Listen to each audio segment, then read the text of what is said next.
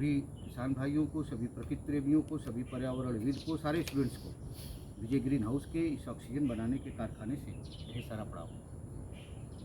काम करते करते कुछ सार्थक बातें अगर चलती रहें तो शायद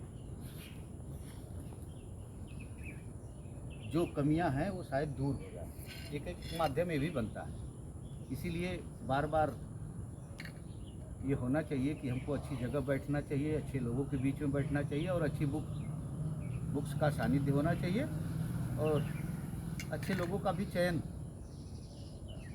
करते रहना चाहिए। आइए कुछ बातें करते हैं सार्थक। अभी टॉप ड्रेसिंग में यूरिया की लोग क्राइसिस बता रहे हैं, इसको दूसरे ढंग से जोड़ रहे हैं। कभी भी पॉलिटिक्स से नहीं जोड़ना चाहिए किसी चीज़ को। अगर सरकार या साइंटिस्ट कुछ आह्वान कर रहे हैं तो उसके कुछ परिणाम, कुछ बातें हैं। जैसे ज़्यादा नाइट्रोजन जब आप हम यूरिया के रूप में देंगे तो ये इनऑर्गेनिक जो है नुकसान कर रहा है। इसलिए उस नाइट्रोजन जो इनऑर्गेनिक है उसको कम मात्रा में कैसे दिया जाए, इसका एक माध्यम है कि आप सागरिका ले लीजिए और इनका स्टिकर ले लीजिए नैनो, इन दोनों को मिला करके और 1.5 बीघे में स्प्रे कर दीजिए और कीमत आती है 140। ये इफ्को का है मटेरियल। इन दोनों को सागरिका के साथ मिला करके और शाम को स्प्रे कर दीजिए, फिर सुबह अपने प्लांट्स को देखिए तो सीधे स्टोमेटा से, माने किचन घर में दे दिया आपने, स्टोमेटा से गया और क्विक रिजल्ट आया। और मिट्टी में जो हम दे रहे हैं इनऑर्गेनिक, उससे हमारे सूक्ष्म जीवाणु मर रहे हैं, सॉइल की फर्टिलिटी खराब हो रही है।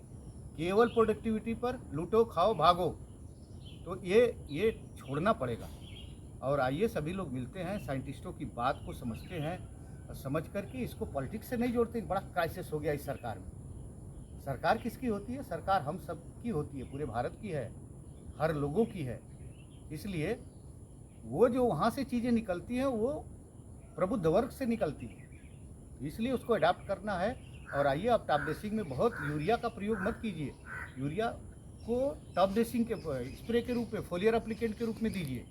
और देने का बहुत सरल सुगम तरीका यह है कि इसका फोलियर एप्लीकेंट कर दिया जाए, सागरिका को और इस सरफेस्टेंस को दोनों को मिला करके 1 एकड़ में आप स्प्रे करके देख लीजिए। तो आइए सभी लोग जुड़ते हैं, जो पर्यावरणविद चिंतित हैं कि अब थोड़ा प्रोडक्टिविटी से, सॉइल की प्रोडक्टिविटी से बाहर निकला जाए, उसकी फर्टिलिटी पे ध्यान दिया जाए, नहीं तो ये मरुभूमि हो जाएगी। मिट्टी हमारी बीमार है और उसको और बीमार न किया जाए, उसका माध्यम एक है कि मशीन उठाइए और इसका स्प्रे किया जाए। और लागत बहुत कम आती है इसमें।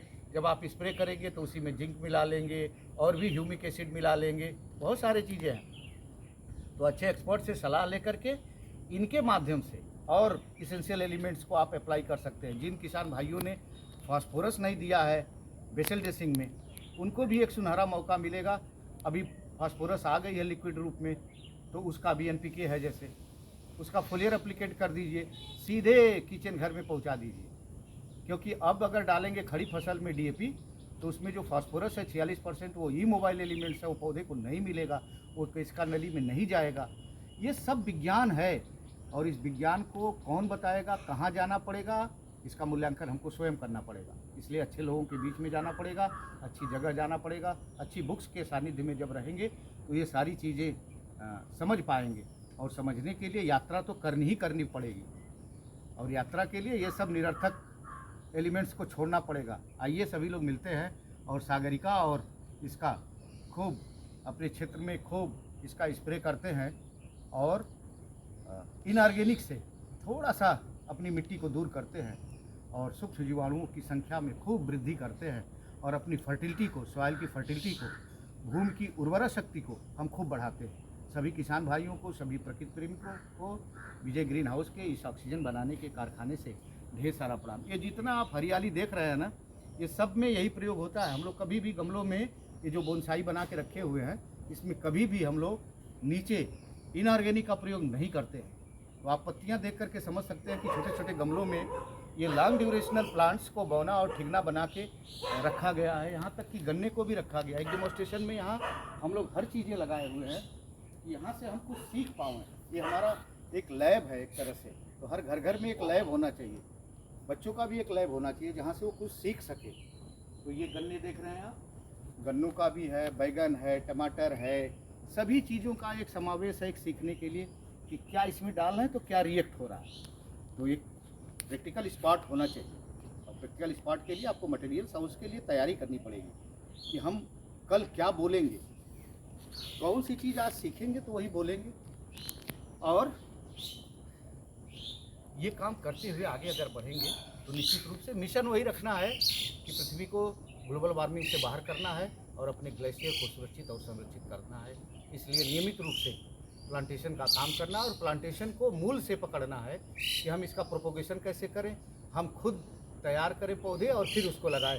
तो उसमें एक इंटरेस्ट रहता है, एक लगाव रहता है, उससे आप जुड़े रहेंगे। कोई आपको गिफ्ट कर देगा तो गिफ्ट न लेना चाहिए न देना चाहिए, गिफ्ट खुद तैयार कीजिए, खुद तैयार करिए और फिर एक अभियान ये चले कि हम खुद प्लांट्स को तैयार करेंगे।